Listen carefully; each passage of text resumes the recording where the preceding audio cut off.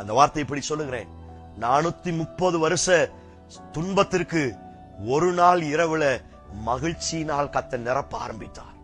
அவர்கள் பஸ்காவை புசித்தார்கள். ஸ்தோத்திரத்தோடும் துதியோடும் ஆரவாரத்தோடும் எகிப்தை கொள்ளையிட்டு புறப்பட்டார்கள் என்று வேதத்திலே வாசிக்கிறோம். 430 வருஷத்தினுடைய துன்பத்தை ஒரு நாள் இரவிலே ஆண்டவர் மாற்றி போட்டார். எத்தனை வருஷமா நீங்க துன்பத்தை அனுபவிக்கிறீங்க? பல வருடங்களாய் தொடர்ந்தேட்சியாய் உங்க குடும்பத்துல, உங்க பிள்ளைங்க வாழ்க்கையில, சோத்திரம் உங்க தனிப்பட்ட வாழ்க்கையில, உங்களுடைய பொருளாதாரத்துல பல வருஷமா துன்பத்தை நீங்கள் அனுபவித்துக் கொண்டிருக்கிறீர்களா? உங்களுக்கு தான் கர்த்தர் வாக்குத்தத்தம் பண்ணுகிறார், நீ அனுபவித்த எல்லா வருஷத்தின் துன்பத்திற்கும் நான் இந்த நாட்களில் சரியாய் உன்னை மகிழ்ச்சியாக்குவேன்.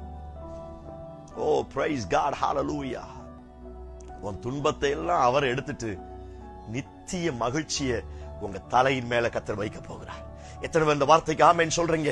எத்தனை வருஷம் நீங்க துன்பத்தை அனுபவிச்சு எல்லாத்தையும் லாஸ்ல போச்சோ, எத்தனை வருஷ துன்பத்தை அனுபவித்து எல்லாத்தையும் இழந்துட்டு உட்கார்ந்து இருக்கிறீங்களோ, ஆண்டவர் உங்களுக்கு தான் இந்த வார்த்தையை தீர்க்க தரிசனமாய் சொல்லுகிறார். நீ இத்தனை வருஷம் துன்பத்தை அனுபவிச்சுட்டேல, அத்தனை வருஷத்துக்குரிய சகல மேன்மைகளை நான் உனக்கு நிச்சயம் தருவேன் என்று கர்த்தர் வாக்குத்தத்தம் பண்ணுகிறார்.